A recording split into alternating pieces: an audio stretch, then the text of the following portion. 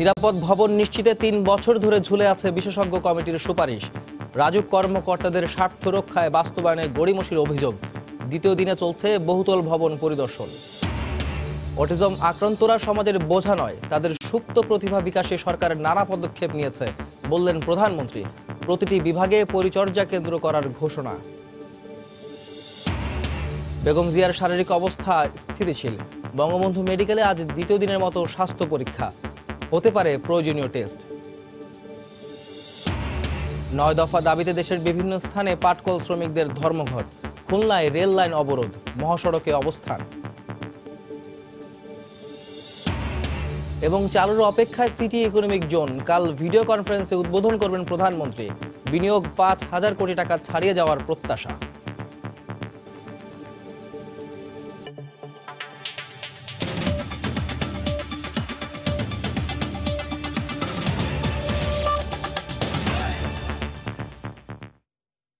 সময় সংবাদের সঙ্গে আছি আমি আহমেদ সালেহিন।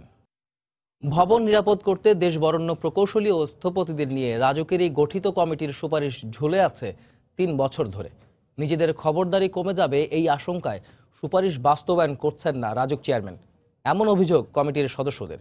কমিটির মূল সুপারিশ ছিল রাজুক নিয়োগকৃত কনসালটেন্সি ফার্মের মাধ্যমে রাজধানীর ভবনগুলোর ঝুঁকি নির্ধারণ করে মালিককে নিরাপত্তা ব্যবস্থা নিতে বাধ্য করা। আতিকুর রহমান তামালের রিপোর্ট। গোটা দুনিয়ার মানুষকে ঝাঁকুনি দিয়েছিল রানা প্লাজা দুর্ঘটনা। তারও আগে তাজরিনের আগুন কলঙ্কিত করে বাংলাদেশের পোশাক শিল্পকে। এই দুই ঘটনার পর তৈরি পোশাকের আন্তর্জাতিক ক্রেতা জোট অ্যাকর্ড অ্যালায়েন্স বাংলাদেশের কারখানাগুলোকে নিরাপদ করতে কাজ শুরু করে। সরকার সহ সব পক্ষের চেষ্টায় বলা চলে এখন অনেকটাই নিরাপদ পোশাক কারখানার পরিবেশ। ঢাকার আবাসস্থল ও বেসরকারি ভবনগুলোকে নিরাপদ করতে ২০১৪ সালে প্রায় একই আদলে মনিটরিংয়ের উদ্যোগ নেয় রাজুক। গঠন করা হয় কনসাল্টিং ফার্ম নিবন্ধীকরণ কমিটি। কমিটির আহ্বায়ক অধ্যাপক জামিনুল রেজা চৌধুরী। তিনি ছাড়াও কমিটিতে আছেন বুয়েটের অধ্যাপক মেহেদি আহমেদ আনসারি, প্রকৌশলী মোবাশ্বের হোসেন সহ দেশবরেণ্য স্থপতি প্রকৌশলীরা। কমিটি প্রায় বছর খানেক ধরে তৈরি করা সুপারিশমালা ২০১৬ সালে তুলে দেয় রাজুকের হাতে। ২০১৬ সালের ১১ এপ্রিল থেকে প্রায় ৩ বছর ধরে সেই সুপারিশ অনুমোদনের অপেক্ষায় ঝুলছে রাজুক দপ্তরে। রাজুকে কিন্তু রিকোয়েস্ট করে আমাদের কমিটিটা ফর্ম করেছে। গত ৩ বছর কিন্তু ৩,০০০ ভবন হয়তো ঢাকা শহর উঠে গেছে।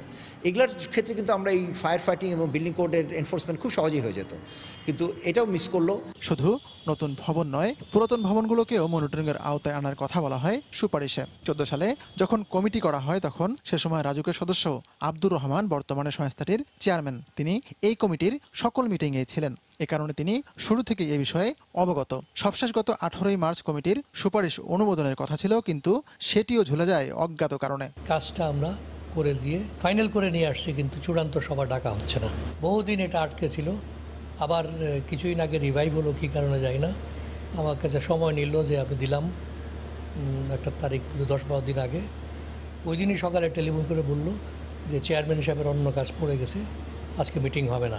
কমিটির সদস্যদের মত, নিজেদের ক্ষমতা অন্যের হাতে না দিতেই রাজুকের এই টালবাহানা। কোনো একটা অজ্ঞাত কারণে আমার মনে হচ্ছে যে রাজুক এটাকে কোনোভাবেই এনফোর্স করতে দিচ্ছেন না। যেটি বাস্তবায়ন হলে রাজুকের কিছু খারাপ মানুষ যারা রাজুককে ধ্বংস করছে, মানুষকে পথে বসানোর চেষ্টা করে, মানুষকে ব্ল্যাকমেইল করে, তাদের স্বার্থে এটা আঘাত হবে। সব বিষয় শুনে মন্ত্রী দিয়েছেন আশ্বাস, জানিয়েছেন এ বিষয়ে কার্যকর ব্যবস্থা নেওয়া হবে। কোনোভাবেই রাজুকের কোনো কর্মচারী কর্মকর্তাকে দায় সারাগোছের দায়িত্ব পালন অথবা জনভোগান্তির সৃষ্টি হতে পারে এ জাতীয় বিষয়কে কোনোভাবেই মেনে নেওয়া হবে না। ৩ বছর ধরে অনুমতি কেন ঝুলে আছে সেটি জানতে শনিবার দিনভর মোবাইলে ফোন করে এবং মেসেজ দিয়েও সাড়া মেলেনি রাজুক চেয়ারম্যানের। এমনকি রোববার এসেও সাক্ষাৎ মেলেনি তার। আতিকুর রহমান তামাল, সময় সংবাদ, ঢাকা। রাজধানীর ঝুঁকিপূর্ণ বহুতল ভবন শনাক্তে দ্বিতীয় দিনের মতো পরিদর্শন কাজ শুরু করেছে রাজুক। এই মুহূর্তে বনানী এলাকায় আছেন রিপোর্টার রাশেদ বাপ্পি ও ধানমন্ডিতে আছেন শাহরিয়া জামান দ্বীপ। সরাসরি চলে যাচ্ছি তাদের কাছে। প্রথমে যাচ্ছি বাপ্পির কাছে। বাপ্পি। সালেহিন, রাজধানীর বহুতল ভবনগুলোর অবস্থা পরিদর্শন করছে রাজধানী উন্নয়ন কর্তৃপক্ষ। রাজুকের ২৪টি টিম ৮টি জোনের। তো আজকে দ্বিতীয় দিনের অভিযান বা পরিদর্শন আমরা যেটাই বলি না কেন, অভিযান চলছে বা পরিদর্শন চলছে, কিন্তু আমরা এই দ্বিতীয় দিনে এসে দেখতে পেয়েছি রাজধানীর এই যে আমি বনানীতে রয়েছি জোন 4-এর যে অভিযান বা পরিদর্শন চলছে এখানে এসে দ্বিতীয় দিনে এসে আমাদের অভিজ্ঞতা হচ্ছে এই যে মানে বিভিন্ন অনিয়ম কিংবা অব্যবস্থাপনা ছাড়া ভবনের সংখ্যা কিন্তু ঠিক খুব কমই রয়েছে। আমরা এখানে যারা বা পরিদর্শনের রাজুকের যে দল রয়েছে তাদের সঙ্গে এসে দেখতে পেয়েছি মোট 3টি ভবন। সকাল বেলা 11টায় তারা অভিযান শুরু করেছেন। সকাল 11টায় সাফুরা টাওয়ারে প্রথমে তারা পরিদর্শন করেন। সেখানে গিয়ে ওই ভবনটি মোট 14 তলার অনুমোদন ছিল, কিন্তু তারা আরও 2 তলা বর্ধিত করেছে, অর্থাৎ 16 তলা বিশিষ্ট ভবন এখন সেখানে রয়েছে এবং সেখানে বেজমেন্ট নিয়েও কিন্তু আপত্তি রয়েছে রাজুকের। একই সঙ্গে যে সিঁড়ি নিয়েও আপত্তি করেছেন রাজুকের যে দল তারা, অর্থাৎ মূল নকশার সঙ্গে মিল রাখা হয়নি। এরপরে রাজুক গিয়েছে ইরেকটাস হাউস নামের একটি বহুতল ভবনে। এরপর এখন মূলত আতাতুর্ক টাওয়ারে তারা পরিদর্শন করছেন। রাজুকের যে এখানে পরিচালক রয়েছেন জোন 4-এর মোহাম্মদ মামুন মিয়া, তার সঙ্গে আমরা কথা বলেছি। তিনি জানিয়েছেন যে এই যে পরিদর্শন চলছে, এই পরিদর্শনের মাধ্যমে তারা মূলত চেষ্টা করছেন যেসব ভবনগুলো নকশা বহির্ভূত রয়েছে, একই সঙ্গে বিভিন্ন অনিয়ম রয়েছে, অব্যবস্থাপনা রয়েছে, সেই ত্রুটিগুলো তারা যাচাই বাছাই করবেন এবং 15 দিন পরে পুরো রাজধানীর যে বহুতল ভবন রয়েছে সেই সব বহুতল ভবনের একটি পর্যবেক্ষণ পরবর্তী একটি তারা প্রতিবেদন দাখিল করবেন এবং সেই প্রতিবেদন দাখিলের পরে যে অনিয়মগুলো প্রমাণিত হবে সেই অনিয়মগুলোর বিরুদ্ধেও তারা ব্যবস্থা নেবেন। তবে এই যে পরিদর্শনে কিন্তু অনেকটাই সময় লেগে যাচ্ছে, অর্থাৎ এক ঘন্টারও বা 1 ঘন্টা বা 1 ঘন্টারও বেশি সময় লেগে যাচ্ছে একটি ভবন পরিদর্শন করতেই। সেক্ষেত্রে আগামী 15 দিনে পুরো রাজধানী কতটুকু সফলভাবে পরিদর্শন করা সম্ভব হবে সে বিষয়টি নিয়ে কিন্তু প্রশ্ন থেকে যাচ্ছে। এই মুহূর্তে ধানমন্ডিতে আছেন সহকর্মী শাহরিয়ার জামান দ্বীপ, সেখানেও একইভাবে পরিদর্শন করছেন রাজুকের অন্য দল। আমরা সেখানকার খবর জানবো। দ্বীপ। ধন্যবাদ বাপ্পি। আমি এই মুহূর্তে রয়েছি রাজধানীর ধানমন্ডিতে। এখানে সকাল 11টা থেকে দ্বিতীয় দিনের মতো রাজুকের যে 24টি দল আছে, 24টি দলের একটি দল তথ্য সংগ্রহ কার্যক্রম চলে যাচ্ছে। এই মুহূর্তে আমি যে ভবনটির সামনে রয়েছি আমিন মোহাম্মদ গ্রুপের একটি ভবনের সামনে রয়েছে। আপনারা দেখতে পাচ্ছেন বিশাল এই ভবনের কিন্তু রাজুকের বসবাসযোগ্য সার্টিফিকেট বা নিরাপত্তা সার্টিফিকেট যেটিকে বলা হয় সেটি না নিয়ে কিন্তু তারা এই ভবনের যে ফ্লোরগুলো আছে বিক্রি করে দিচ্ছেন এবং সেখানে বসবাস হচ্ছে। এবং এই ভবনে আরেকটি বিষয় আমরা দেখতে পেয়েছি যে আবাসিক ভবনের অনুমতি নেওয়ার পরও কিন্তু বাণিজ্যিকভাবে কার্যক্রম চালানো হচ্ছে এই ফ্লোরে। এখানে একটু কথা বলতে চাই, এখানে রাজুকের একজন পরিচালক রয়েছে আমার সাথে, যে আমরা আজকেও দেখতে পেয়েছি এবং কালকেও দেখতে পেয়েছি যে বেশ কিছু ভবনে রাজুকের যে বসবাসযোগ্য যে সার্টিফিকেট সেটি নেই, বা অনেক জায়গায় আমরা দেখতে পেয়েছি যে ফায়ার সার্ভিসের যে সার্টিফিকেট সেগুলোও নেই। তো এই বিষয়গুলো কেন ঘটছে বা এদের বিরুদ্ধে আপনারা কী ধরনের পদক্ষেপ নেবেন? আপনারা জানেন যে গতকাল থেকে আমাদের রাজধানী উন্নয়ন কর্তৃপক্ষের প্রত্যেকটা জোনে হাই রাইজ বিল্ডিংয়ের ইন্সপেকশন শুরু হয়েছে এবং আমরা আগামী 2 সপ্তাহের মধ্যে ইন্সপেকশন শেষ করে কম্পাইল করে রেজাল্ট আপনাদের সবাইকে জানাবো। এখন যেই কয়েকটা আমরা গতকালকে এবং আজকে পেয়েছি যেগুলোর মধ্যে অনুমোদন ছাড়া কমার্শিয়াল আবাসিক এলাকায় কমার্শিয়াল ইউজ করতেছে এবং আপনার অকুপেন্সি সার্টিফিকেট নেয়নি, তাদেরকে আমরা অকুপেন্সির জন্য অ্যাপ্লাই করতে বলেছি এবং কমার্শিয়াল কার্যক্রম বন্ধ রাখার জন্য বলছি এবং আমাদের অফিসিয়ালি নোটিশ দেওয়া হচ্ছে। বেশ কিছুতে নোটিশ আগেও দেওয়া হয়েছে। তারপরে যদি আমাদের তারা কথা না শোনে আমরা আইনানুগ ব্যবস্থা নিব, প্রয়োজনে মামলা হবে তাদের বিরুদ্ধে। Thank you. ধন্যবাদ। ঠিক যেমনটি উনি বলছিলেন যে তারা তথ্য সংগ্রহ করছেন এবং তথ্য সংগ্রহের বেশিরভাগ ক্ষেত্রে দেখতে পেয়েছেন তারা যে রাজুকের বসবাসযোগ্য যে সার্টিফিকেট সেই সার্টিফিকেটগুলো নিয়ে অনেকগুলো ভবনের বা অনেকগুলো ভবন আসলে এই আবাসিক ভবনের অনুমতি নিয়ে তারা এই বাণিজ্যিক কার্যক্রম চালাচ্ছে। সেক্ষেত্রে তারা বলছেন প্রাথমিকভাবে তাদেরকে নোটিশ দেওয়া হয়েছে, পরবর্তীতে তারা এসে পরবর্তীতে যখন তথ্য সংগ্রহ করতে আসবে তখন তারা এসে দেখবেন সেগুলোর কী অবস্থা। তারপরও যদি সেগুলো সংশোধন না হয় বা তারা যদি সেই সার্টিফিকেটটি সংগ্রহ করতে ব্যর্থ হয় সেক্ষেত্রে তারা বলছেন যে প্রতিষ্ঠানগুলোর বিরুদ্ধে তারা আইনগত পদক্ষেপ গ্রহণ করবে। সালেন, এখান থেকে আসলে সর্বোচ্চ যে তথ্যটি ছিল যে 11টা থেকে শুরু হওয়া তথ্য সংগ্রহের যে দ্বিতীয় দিনের কার্যক্রম সেটি চলছে এবং আজকে আরও বেশ কয়েকটি ভবনে তারা এই তথ্য সংগ্রহ কার্যক্রম চালিয়ে যাবে। এই ছিল আসলে আমার কাছে এখান থেকে সর্বশেষ। রাজধানীর ঝুঁকিপূর্ণ বহুতল ভবন শনাক্তে দ্বিতীয় দিনের মতো পরিদর্শন কাজ শুরু করেছে রাজুক। সেই খবর জানাচ্ছিলেন বনানী এলাকা থেকে আমাদের সহকর্মী রাশিদ বাপ্পি এবং ধানমন্ডি থেকে যোগ দিয়েছিলেন শাহরিয়ার জামান দ্বীপ। বিএনপি চেয়ারপারসন বেগম খালেদা জিয়ার শারীরিক অবস্থা স্থিতিশীল রয়েছে। দ্বিতীয় দিনের মতো আজ তার শারীরিক অবস্থা পরীক্ষা নিরীক্ষা করবেন গঠিত মেডিকেল বোর্ডের সদস্যরা। পরে দুপুরে তার চিকিৎসার সর্বশেষ অবস্থা নিয়ে সংবাদ সম্মেলন করার কথা রয়েছে বঙ্গবন্ধু শেখ মুজিব মেডিকেল বিশ্ববিদ্যালয় হাসপাতাল কর্তৃপক্ষের। জিয়া অরফানেজ ও চ্যারিটেবল ট্রাস্ট দুর্নীতি মামলায় সাজাপ্রাপ্ত বেগম খালেদা জিয়াকে গতকাল কারাগার থেকে হাসপাতালে নেওয়া হয়। ডায়াবেটিস, আর্থাইটিস সহ কয়েকটি রোগে ভুগছেন বিএনপি চেয়ারপারসন বেগম খালেদা জিয়া।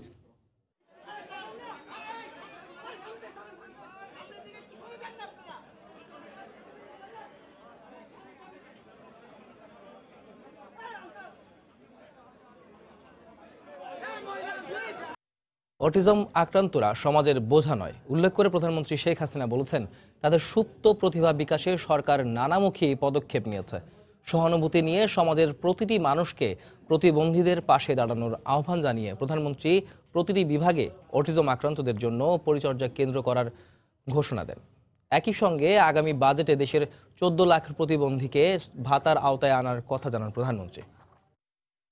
জাতির পিতা বঙ্গবন্ধু শেখ মুজিবুর রহমান এই প্রতিবন্ধীদের তাদের সুরক্ষা, তাদের অধিকার নিশ্চিত করবার পদক্ষেপ নিয়েছিলেন এবং তিনি প্রত্যেকটা শিক্ষা প্রতিষ্ঠানে যাতে প্রতিবন্ধীরা পড়াশোনার সুযোগ পায় সেই সুযোগটাও তিনি তৈরি করে দেওয়ার পদক্ষেপ নিয়েছেন। সেই সময় প্রায় 47টা বিদ্যালয় এই প্রতিবন্ধীদের পড়ার সুযোগ জাতিপিতাই করে দিয়েছিলেন। বাবা মার সেই দুশ্চিন্তাটা দূর করার জন্যই আমরা এই বিশেষ ব্যবস্থা নিচ্ছি যে আমরা এই পরিচর্যা কেন্দ্র করে দেব। আর আমরা যে ট্রাস্ট ফান্ড করে দিয়েছি এই ট্রাস্ট ফান্ডের মাধ্যমেও আমরা সহায়তা দেব।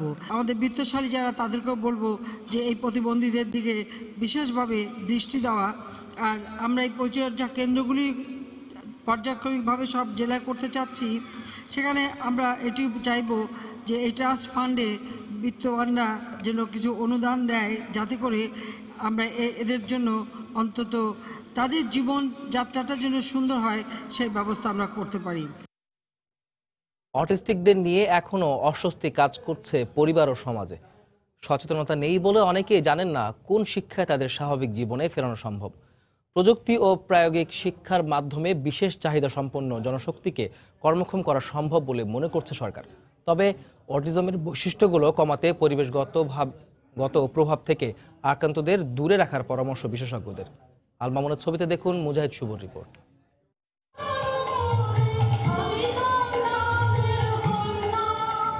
নাচ, গান আর অভিনয়ে সমানভাবে পারদর্শী অটিস্টিক সুস্মি।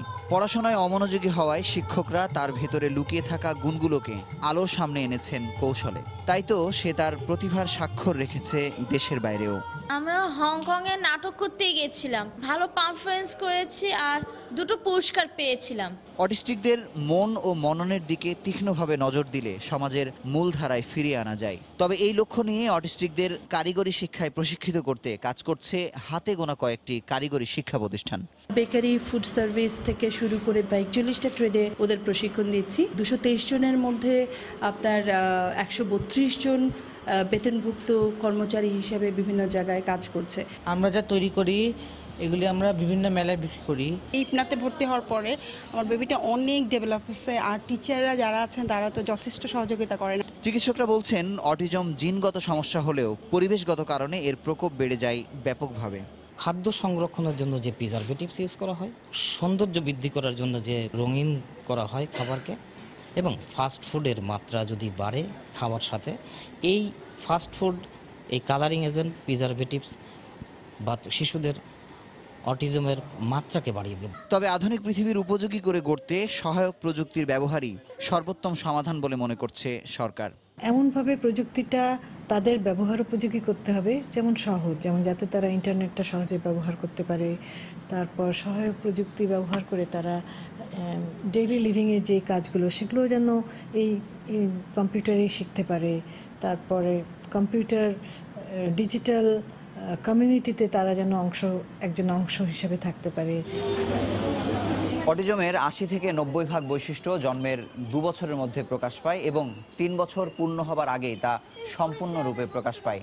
চিকিৎসা বিজ্ঞানীরা বলছেন, শিশুর মস্তিষ্ক বিকাশের প্রথম দিকেই অটিজম নির্ণয় করা গেলে চিকিৎসার মাধ্যমে অনেকাংশেই তা কমানো সম্ভব। মুজাহিদ শুভ, সময় সংবাদ, ঢাকা। আনুষ্ঠানিক উদ্বোধনের অপেক্ষায় দেশের ষষ্ঠ বেসরকারি সিটি ইকোনমিক জোন। আগামীকাল গণভবন থেকে ভিডিও কনফারেন্সের মাধ্যমে এই অর্থনৈতিক অঞ্চল উদ্বোধন করবেন প্রধানমন্ত্রী শেখ হাসিনা।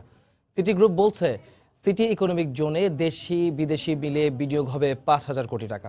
দেশের বিনিয়োগ বাড়াতে সিটি অর্থনৈতিক অঞ্চল গুরুত্বপূর্ণ ভূমিকা রাখবে বলে আশাবাদী বাংলাদেশ অর্থনৈতিক অঞ্চল কর্তৃপক্ষ বেজা। শামসুল হক প্রিন্সের তোলা ছবিতে শুভ খানের রিপোর্ট। ঢাকা সিলেট মহাসড়ক থেকে মাত্র 2 কিলোমিটার ভিতরে নারায়ণগঞ্জের শীতলক্ষ্যা নদীর তীরে গড়ে উঠছে দেশের শীর্ষস্থানীয় শিল্পগোষ্ঠী সিটি গ্রুপের সিটি ইকোনমিক জোন। প্রায় 78 একর জায়গার ওপর বাস্তবায়নাধীন সিটি ইকোনমিক জোন স্থাপনে চূড়ান্ত লাইসেন্স দেয়া হয় 2018 সালের 23 জানুয়ারি। 1 বছরের মাথায় উৎপাদনে যাওয়ার অপেক্ষায় সর্বাধুনিক প্রযুক্তির সিড ক্র্যাশিং ইউনিট। এখানে দৈনিক 5,000 টন সয়াবিন বীজ থেকে উৎপাদন হবে 1,000 টন অপরিশোধিত তেল ও 4,000 টন সয়াবিন। বর্তমানে এই ইকোনমিক জোনে 3,000 টন অপরিশোধিত ভোজ্য তেল পরিশোধন করার লক্ষ্যে কারখানা স্থাপন করেছে সিটি এডিবল অয়েল লিমিটেড। পরীক্ষামূলকভাবে এই কারখানায় শুরু হয়েছে তেল পরিশোধন। ইকোনমিক জোনের ভেতরেই খাদ্য, পানীয় ও কৃষি পণ্য প্রক্রিয়াজাতকরণ শিল্প কারখানাও গড়ে উঠছে। সিটি গ্রুপ বলছে, ইতোমধ্যে বিনিয়োগ হয়েছে 2,500 কোটি টাকা। সমৃদ্ধ শিল্প, সমৃদ্ধ বাংলাদেশ।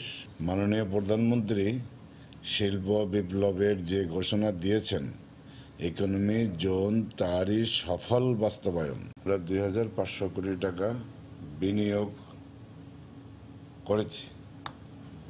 আগামী 2 বছরে আরও 2,500 কোটি টাকা বিনিয়োগ হবে।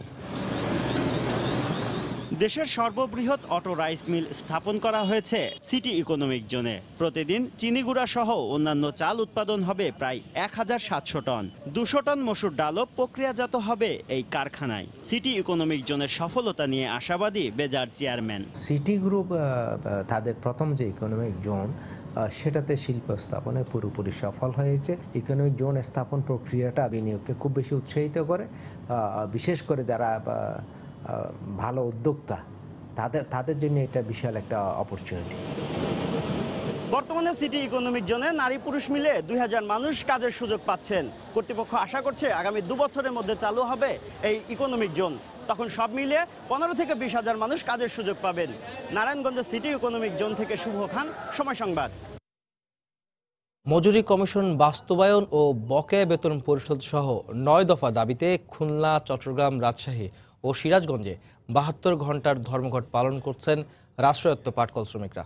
সকালে খুলনায় 9টি রাষ্ট্রায়ত্ত পাটকলের শ্রমিকরা কাজে যোগ না দিয়ে খুলনা যশোর মহাসড়ক ও রেলপথ অবরোধ করেন। এতে দুপুর 12টা পর্যন্ত খুলনার সঙ্গে সারা দেশের রেল যোগাযোগ বন্ধ থাকে। এছাড়া শহরের নতুন রাস্তা মোড় এলাকায় অবস্থান নিয়ে সমাবেশ করেন শ্রমিকরা। এ সময় তারা মজুরি কমিশন বাস্তবায়ন ও বকেয়া বেতন পরিশোধ সহ 9 দফা দাবি জানান।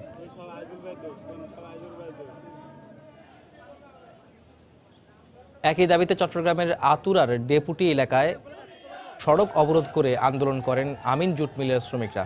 এ সময় টায়ার জ্বালিয়ে বিক্ষোভ করেন তারা। এতে যান চলাচল বন্ধ হয়ে যায়। ঢাকা রাজশাহী মহাসড়কের রাজশাহীর কাটাখালী এলাকায় বিক্ষোভ করেন পাটকল শ্রমিকরা। এতে মহাসড়কের দুপাশে যানজটের সৃষ্টি হয়। পরে পুলিশের হস্তক্ষেপে যান চলাচল স্বাভাবিক হয়। এছাড়া সিরাজগঞ্জেও কাজে যোগ না দিয়ে ধর্মঘট পালন করছেন রাষ্ট্রায়ত্ত পাটকল শ্রমিকরা। এইচএসসি ও সমমানের পরীক্ষায় আজ অনুষ্ঠিত হচ্ছে বাংলা দ্বিতীয় পত্র পরীক্ষা। নির্দেশনা অনুযায়ী আধা ঘন্টা আগে কেন্দ্রে প্রবেশ করে পরীক্ষার্থীরা। এদিকে প্রশ্ন ফাঁস ঠেকাতে ও সামাজিক যোগাযোগ মাধ্যমে প্রশ্ন ফাঁসের বিভ্রান্তি বন্ধ করতে তৎপর রয়েছে গোয়েন্দা সংস্থা ও আইনশৃঙ্খলা রক্ষা বাহিনী। এবছর সারা দেশের 9,081টি শিক্ষা প্রতিষ্ঠান থেকে 13 লাখের বেশি পরীক্ষার্থী অংশ নিচ্ছে। পরীক্ষার কারণে এবারও সব ধরনের কোচিং সেন্টার বন্ধের নির্দেশ দিয়েছে শিক্ষা মন্ত্রণালয়। পরীক্ষা চলবে আগামী 5 মে পর্যন্ত।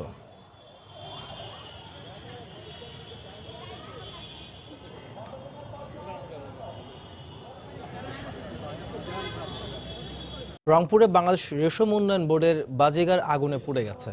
সকালে নগরীর দক্ষিণগঞ্জ এলাকায় রেশম বাজিগারে আগুন লাগে। মুহূর্তের মধ্যে তা চারিদিকে ছড়িয়ে পড়ে। খবর পেয়ে ফায়ার সার্ভিসের 4টি ইউনিট প্রায় 1 ঘন্টা চেষ্টা চালিয়ে আগুন নিয়ন্ত্রণে আনে। ততক্ষণে পুড়ে যায় আসবাবপত্র সহ বেশ কিছু গুরুত্বপূর্ণ জিনিসপত্র।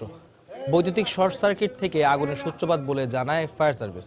রেশম বাজিগারে আগুন লাগলেও সেখানে রেশম গুটি ছিল না বলে জানায় সংশ্লিষ্ট কর্তৃপক্ষ।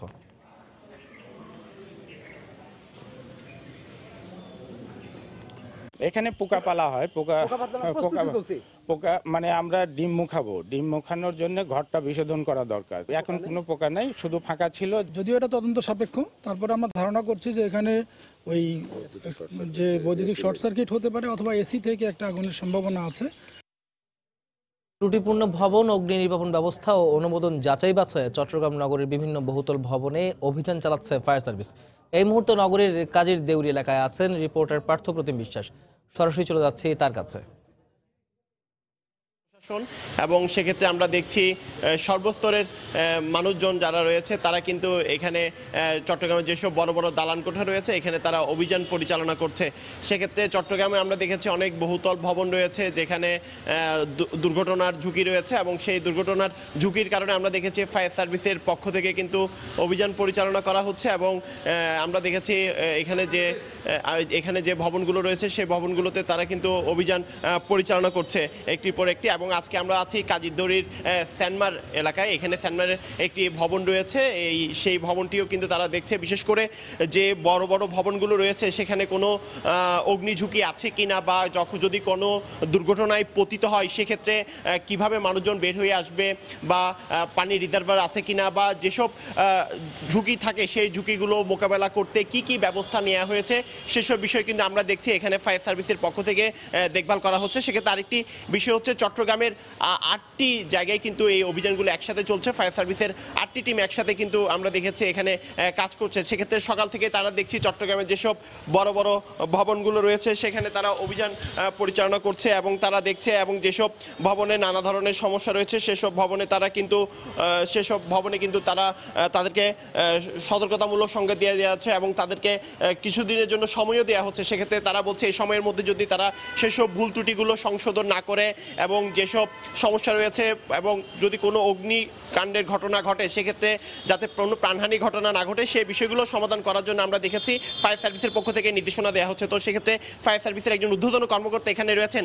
আজকে আপনারা কোন বিষয়গুলোর দিকে নজর দিচ্ছেন এখানে? ধন্যবাদ আপনাকে।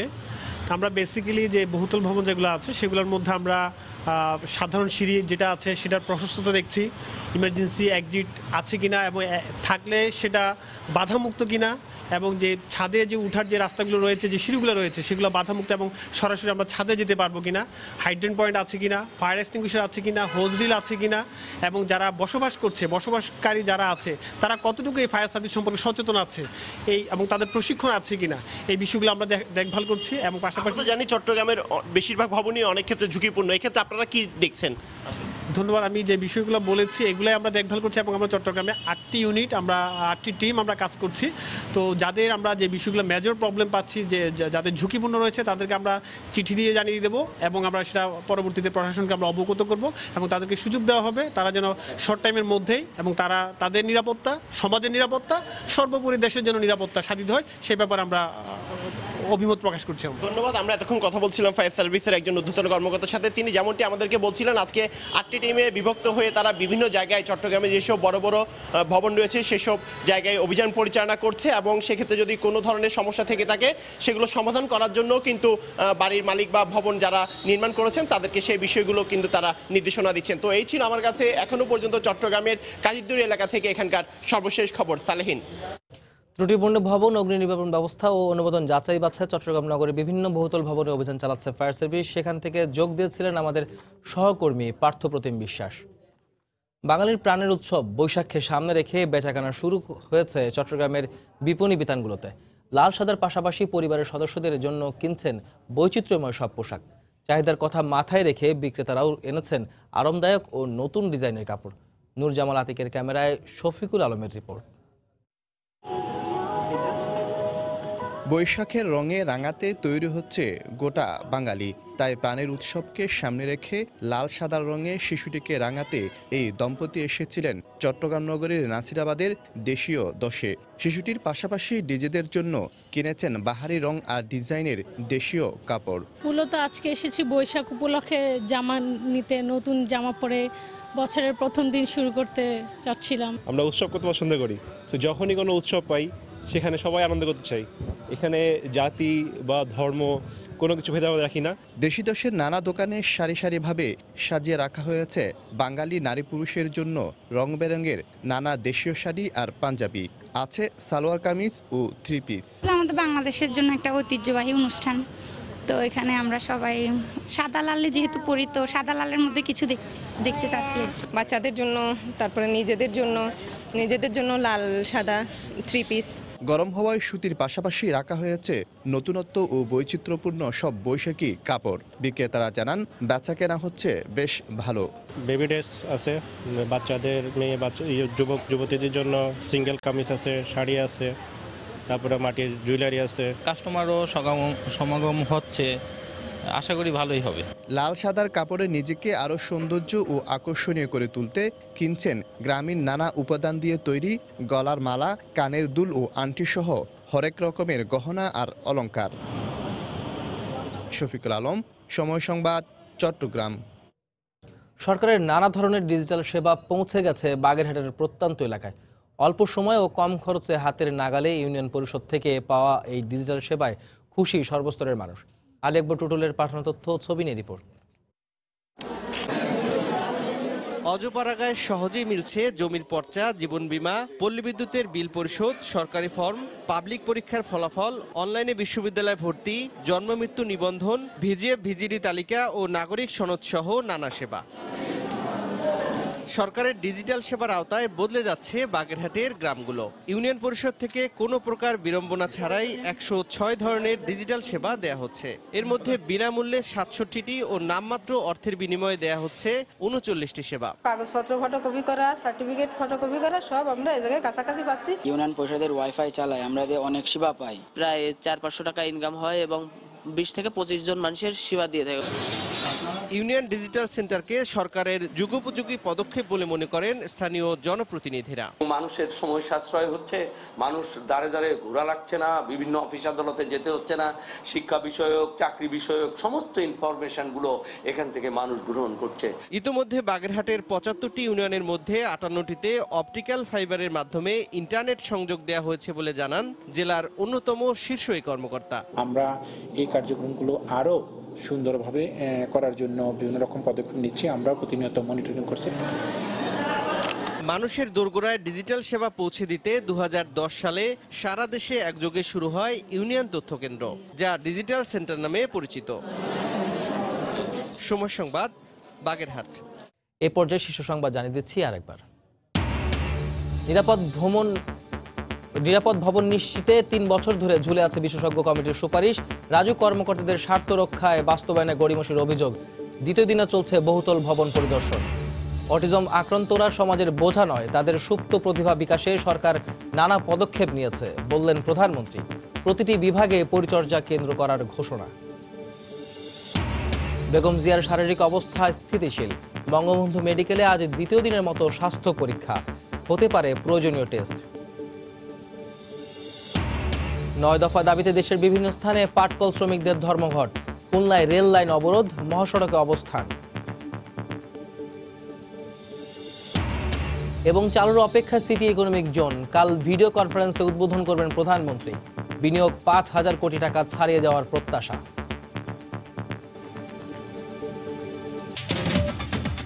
এই ছিল এখনকার মতো। যে কোনো খবর পেতে ভিজিট করুন সময়.নিউজ.টিভি। আপনার মোবাইলের সময় সংবাদ দেখতে ও সব খবর পেতে ডাউনলোড করুন সময় অ্যাপ।